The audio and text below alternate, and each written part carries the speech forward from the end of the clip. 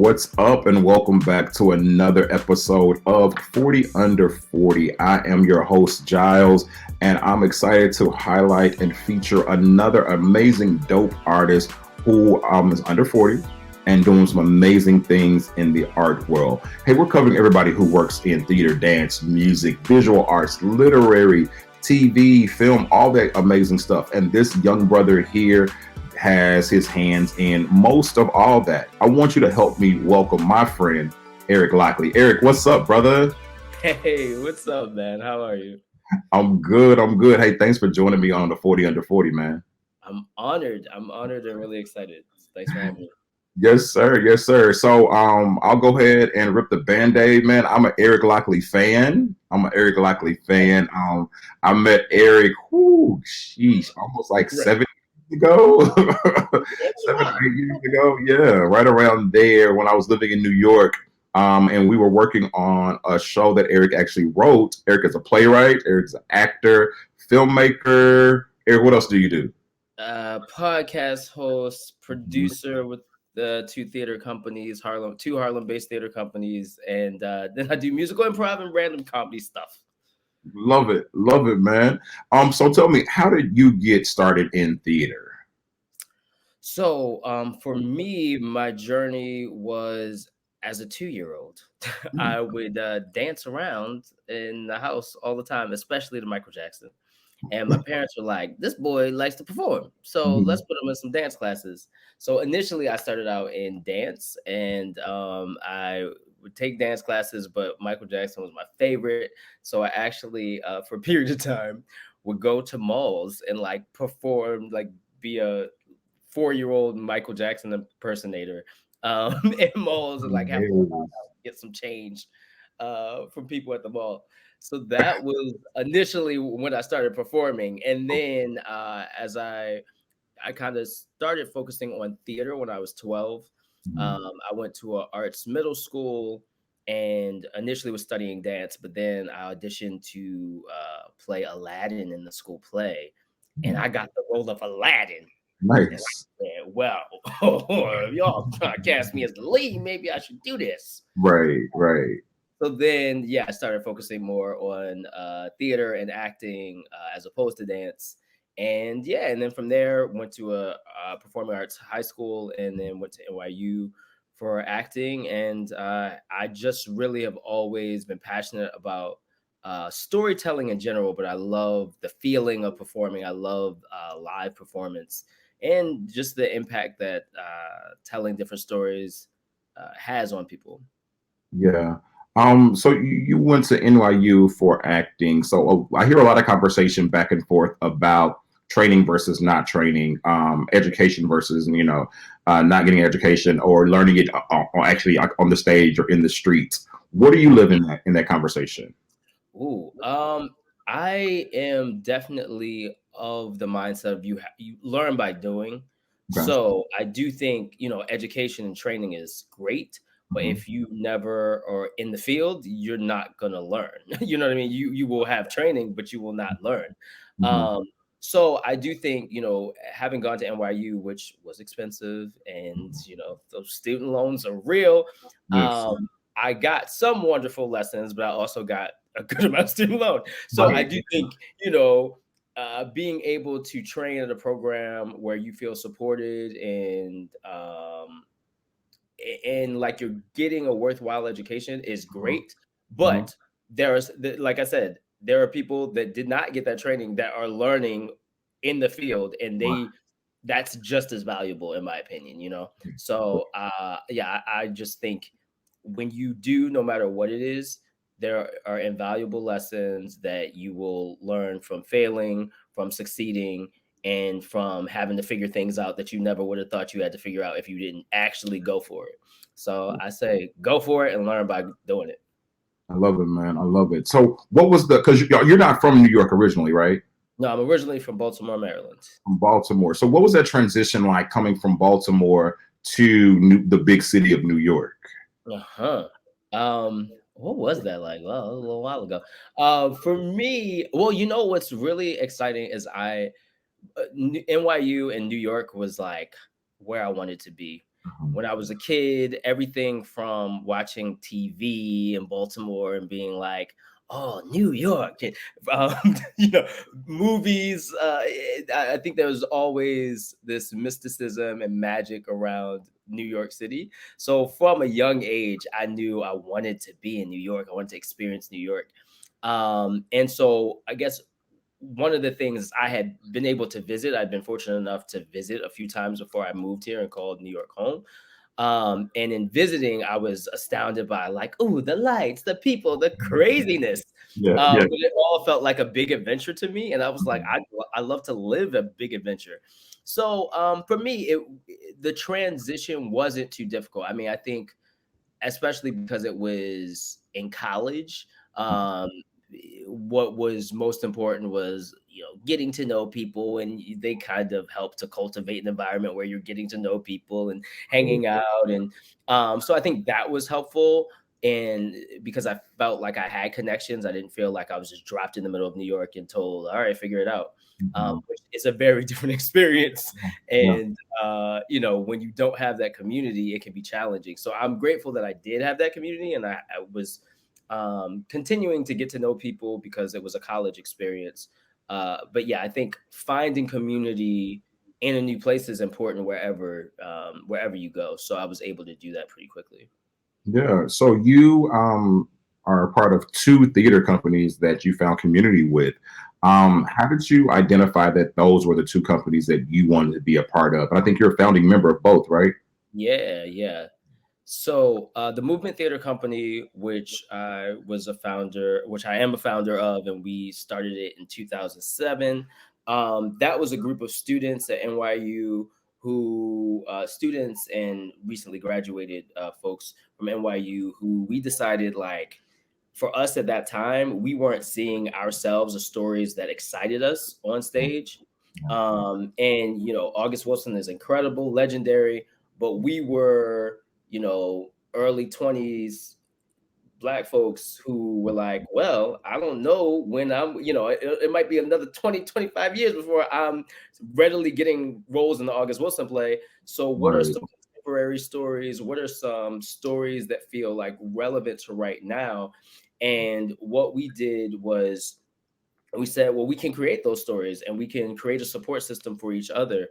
And so we gathered in a cafe one day, and we were like, so we talked about all these things, and they said, so what should we do? And you're like, well, let's start a theater company. And we really didn't know, how to do it, but we really fashioned it initially from a school club type of model, where it was like, all right, you've got monthly dues, and we're gonna have fundraising parties, and Right.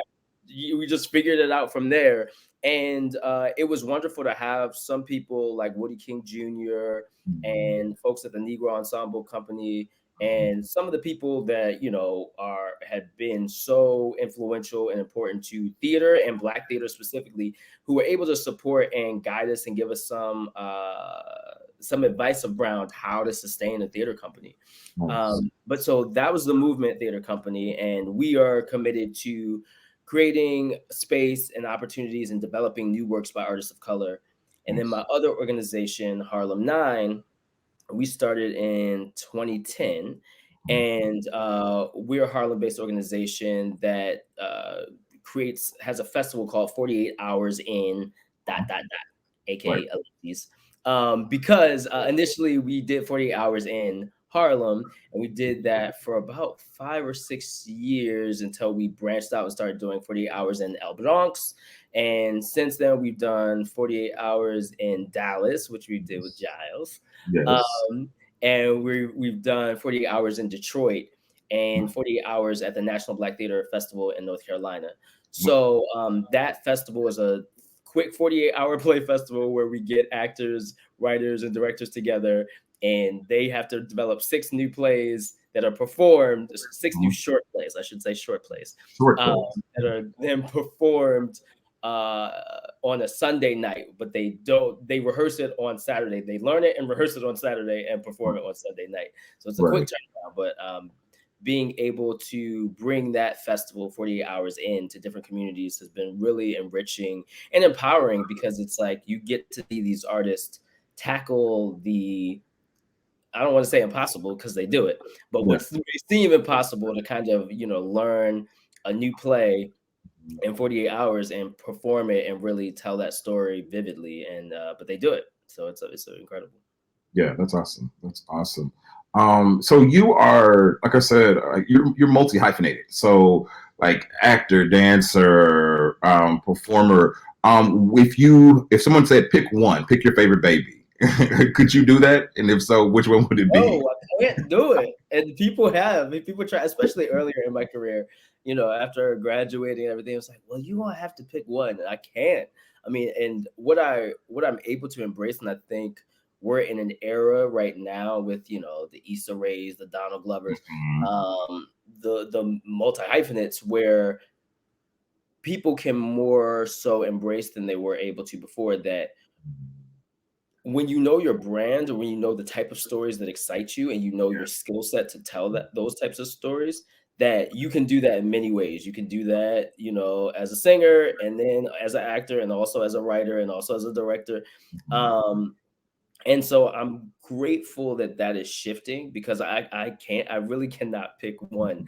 And so, as people, when I describe myself, most often I'll tell people I'm this, but ultimately I'm a storyteller, because stories excite me, and the ways in which I tell stories can range. Like I have a podcast called The 180, which is an inspirational, upbeat podcast.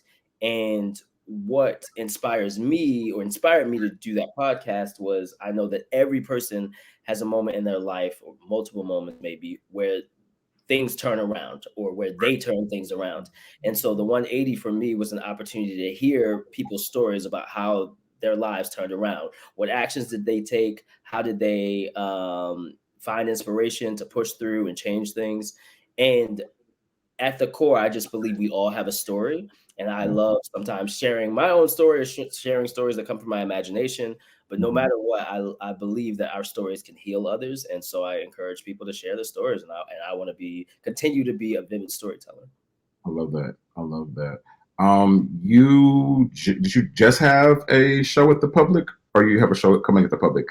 So, well, I will have a show coming up at the public. We'll have one. Good old COVID surge kind of Mm. postponed that situation. Oh, But okay. yeah, yeah. So it was initially going to happen in January, but they're looking at April or May Okay. for it to happen now. So we'll keep folks updated. But Gotcha. yeah, Can you talk about that a little bit? Like, so that's a huge deal to have a show as part as the part of their, was it Under the Radar Festival? yes, the Under the Radar Festival. Yeah, that's dope, man. Talk about that. What was that process like? What's the show?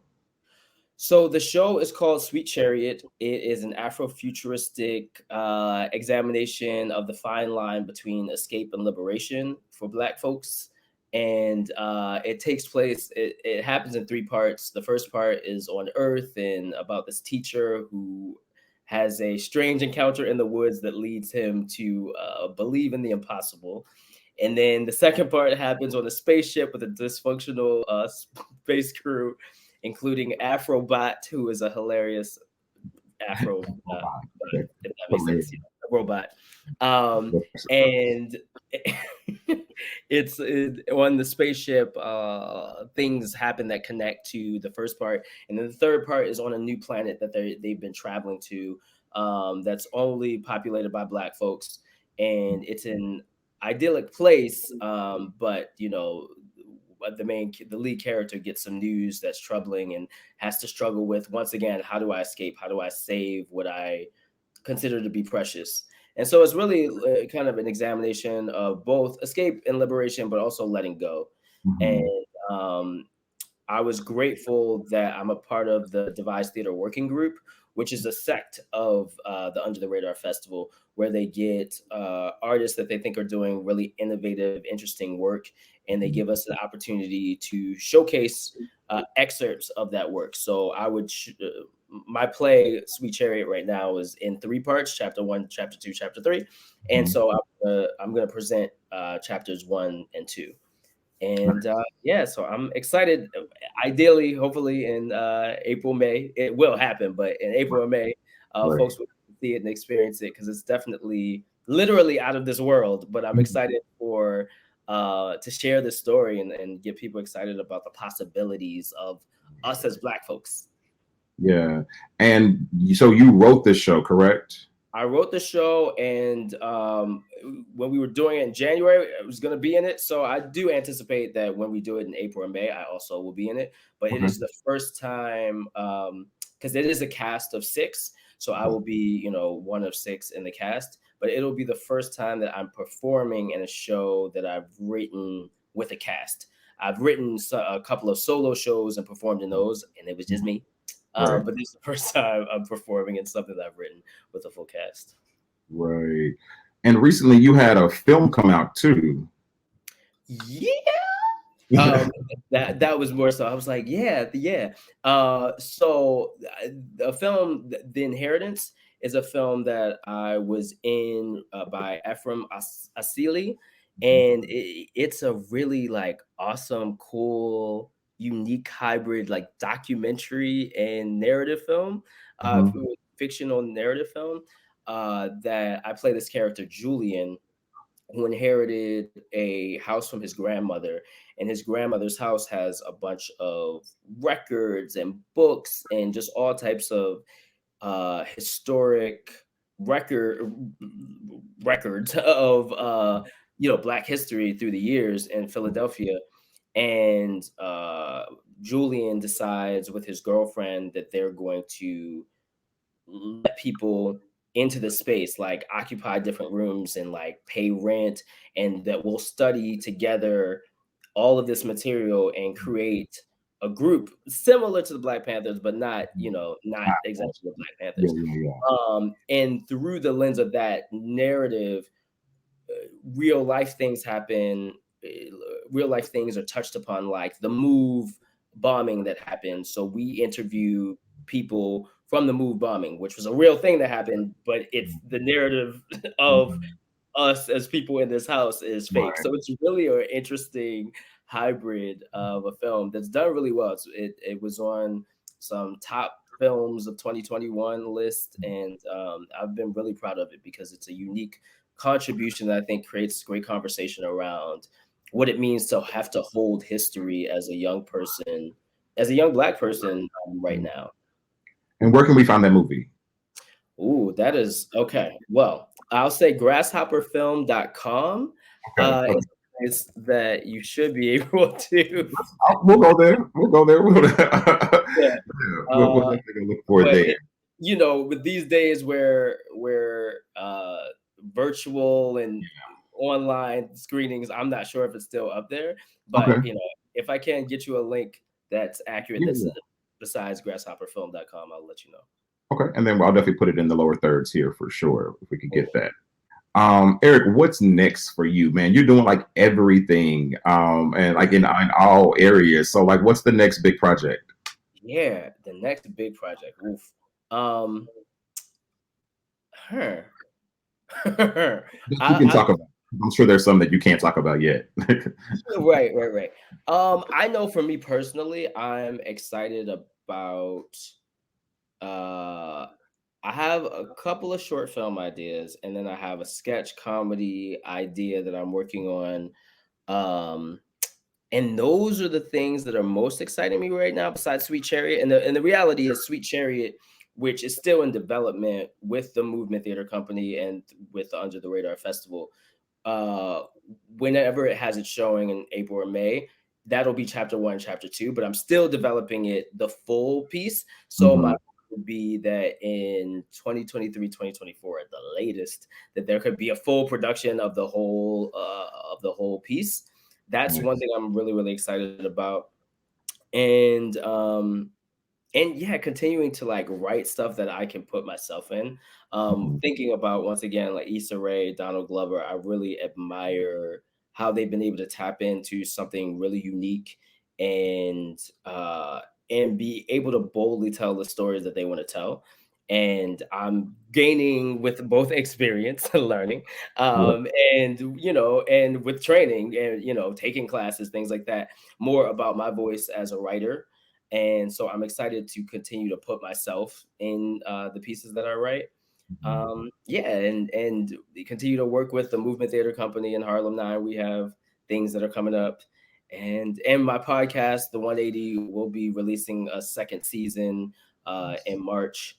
So yeah, just a lot of things, continuing to work and create. That's cool, man. That's cool. So often we talk about a lot of the successes in life and like our highlights, and we tend to shy away from some of the struggles and challenges. Yeah. Can you talk about a time in your career when you've had a challenge and how you overcame that? Mm-hmm. Cool. Okay. Yeah. I'll pick that one. Okay. I think so. I'm a very everything happens for a reason type of person, Mhm. which can be great at moments, and then at other moments, it's like, what? I thought it was going to happen because this was the reason. Right. Um, so there was a point a few years ago when there was a Dream Girls. I think it was going to be a tour, and they were auditioning for the Dream Girls tour, and Mhm. it was going to start at the Apollo. Yep. And I lived in Harlem at that time, and I would like to say a little known story, but each time I get interviewed, I kind of end up talking about it. But I performed as a 7-year-old at the Apollo at amateur night. Oh Um, wow. so when I was a kid, we took a bus up from Baltimore or down, Mhm. yeah, up from Baltimore, and I performed at amateur night, and I won 3 times. So Wow. I had a history with the Apollo Yeah. from a very young age, not just watching it, but like being on that stage. Mhm. So when this opportunity to audition for the Dreamgirls tour that was going to start at the Apollo came up, I said, "All right, this is my time." And like CC, that's me. You know what I mean? I was like, I'm CC. So I was going over my music, have my monologue, right? And for the audition, they were asking for you to sing, to do a monologue, sing Family, and then sing another song of your choice. Mhm. Um, and so, because Family was the song from the show, I Yeah. spent a good amount of time being like, "We are a family." Yeah. You know, Yeah. I was ready with that song. And then the other song, which was Dancing in the Street, I was Ooh. like, I don't know, they probably not gonna ask me to do that. So I was like, I was like, whatever, it'll be fine.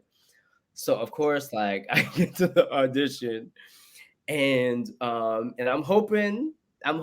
like, of course they're gonna either start with the monologue or Family Mhm. because they just think something from the show, and not that Right. much. I don't need to see all that fluff. So I go in there and they're like, we want to start with your alternate song, and I was like, Yeah. oh, you sure?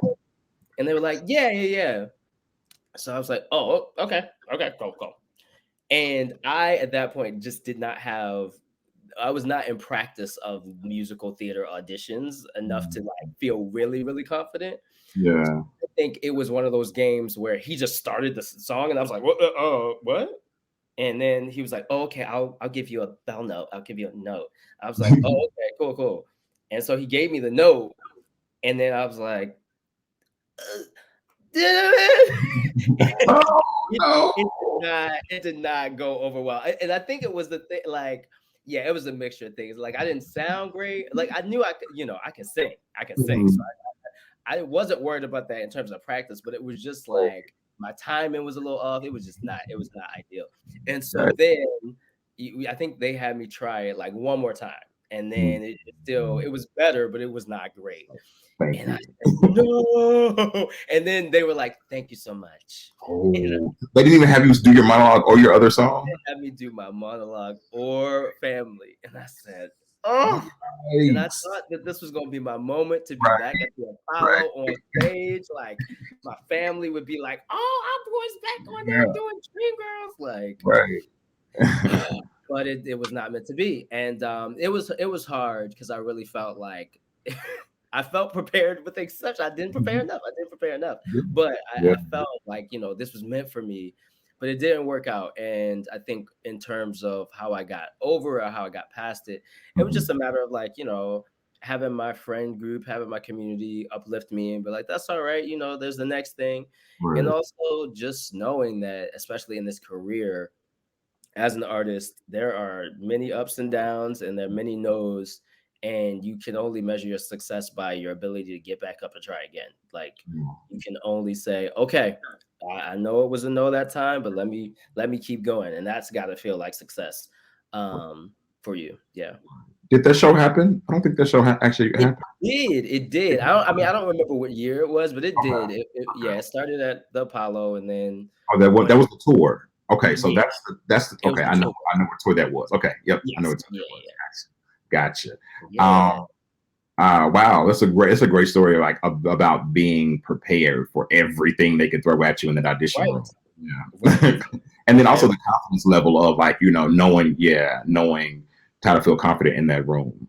right. And I think one of the big things I learned from that experience was like really um as an actor, but in general, I think in rehearsal you have to recreate what the performance moment is going to be like. You can't say, okay, I'm just going to do it in the mirror Right.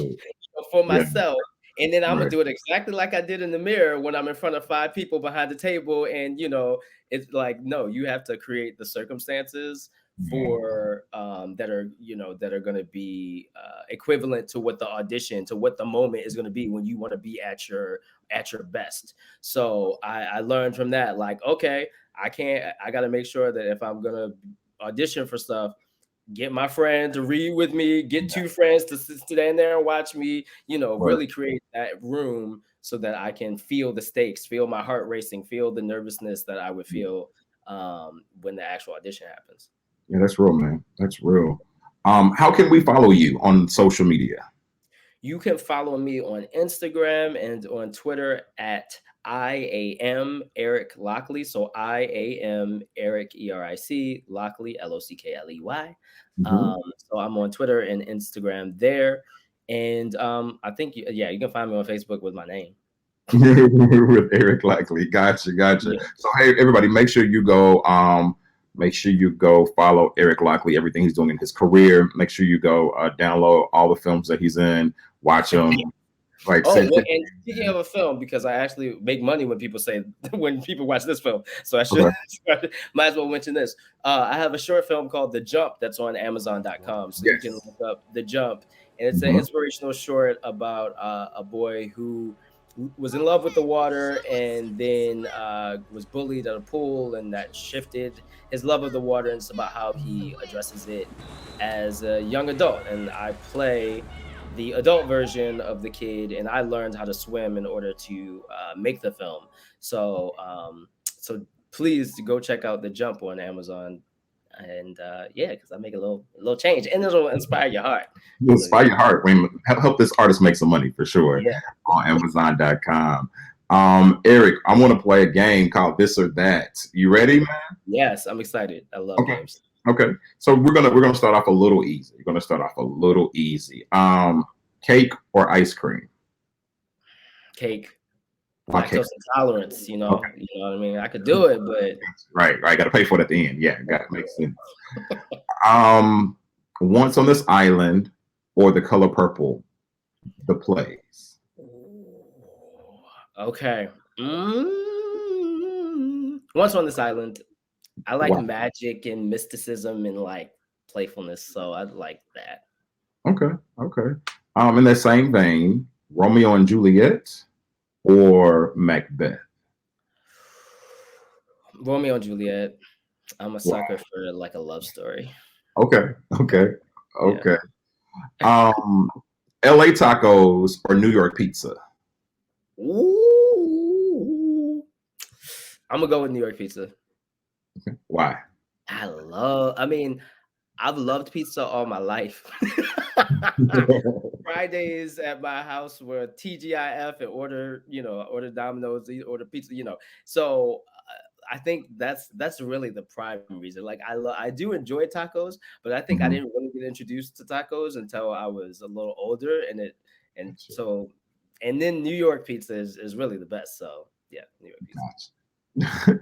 um, Would you rather stay up late or wake up early? Rather stay up late. I'm such a night owl. I find so many artists in this conversation, they all say the same thing. I don't think anybody has said, I want to wake up early. Like, yes, give me early. Right. No, yeah. It's like, but it's so interesting because I think it's one and the same. Because for me, I feel like the world gets quiet at a certain hour, and I like to Mhm. stay up past that hour so I can be like, all right, this is just me time. The world is quiet. But it's Right. probably similar when you wake up early enough, then Mhm. it's like, Quiet. oh, the world is Yeah. silent. Yeah. Yeah. Would you rather have $1 million in cash or $1 million home? $1 million in cash. Why that? Uh, I just feel like this is a great self-reflection moment. I think it's showing it's what it's showing up for me as is like, do you have options or do you just have one Mm, thing? And with $1 million in cash, that's like, oh, I could get other things, right. and then I'd have the option to spend, wherever. Whereas if I had the home, I'd be like, all right, I got this home. Mhm. And that can, there's many things you could do. It's an asset that you can use Of to blah blah course. blah blah. Right. But Give me the money. Show me the money, basically. right, right. Show me the money. Right. This is going to be a little rough, but I'm going to preface it. It's going to be a little rough, but we're gonna do it anyway. Okay, okay. Um, Denzel Washington Uh, or Courtney B. Vance? ooh, ooh. Hmm. Hmm. I mean, what's fun? I just think of the preacher's wife. Anyway, Yeah. I'm a Denzel Washington. Denzel Washington. Okay. Okay. Why Denzel? Because in all truthfulness, I've seen much more. I'll say I've seen much more range in Okay. terms of what Denzel has done. Mhm. And I feel like a movie that not that many people probably saw of his, or that I didn't hear much about, was that Esquire film. I can't remember what the full name of it was, but Mm. oh gosh, okay, I'm gonna find this out now. I'm gonna look it up right now. Roman J. Israel Esquire. Oh yeah, yeah, yeah, yeah. In that little movie, he Mhm. was so different and Yeah, unique and yeah. quirky, but still like such powerful acting. Like I just love seeing him transform, but still remain himself. You know what I mean? As opposed to some other actors who definitely transform, and it's like, whoa. Right. Yeah, but I would go with Denzel. Okay. Last question. If you had a superpower, would you rather be able to fly or be invisible? This is one of my favorite questions, and I always know fly. I would fly. Really? Why Oh fly? yes, I I'm a thrill seeker to a certain extent. I've learned this about myself. Okay. And so that feeling is the main reason, like that feeling of and like Mhm. being able to fly. Oh, that would just give me such a rush. And also I love seeing new places. I love going places. I love to travel. So being able to up and leave at will would be great. And yeah, yeah, I love the idea of flying. I was able to paraglide in over the canyons of Colombia, Okay. which was probably the closest I ever will get to flying because it was Right. literally in the air, Great. um, for like 30 minutes, and it was just beautiful. And yeah, and it was like so cool to like be next to birds and just like flying. So yes, flying is definitely my answer. I just love the idea of that freedom. Wow. Okay. Okay, that's dope. Well, this has been this or that. Was easy, right? That was easy. That was very fun. Right, right. Um, so thank you guys for joining another episode of 40 Under 40, sponsored by Urban Arts Magazine. This has been Eric Lockley. Make sure we support this brother and all the art that he's doing. And And I can I'll also mention, just because I should have said my website. you can visit my website, which is IamEricLockley.com. So the same as my IG and Twitter, IamEricLockley.com. Gotcha. We'll put it right in the lower thirds too. Eric, thank you, man, for joining us today, and congrats again. Thank you. Thank you so much. This has been great. Yes, sir. All right. Make sure you tune in for our next episode with our next artist.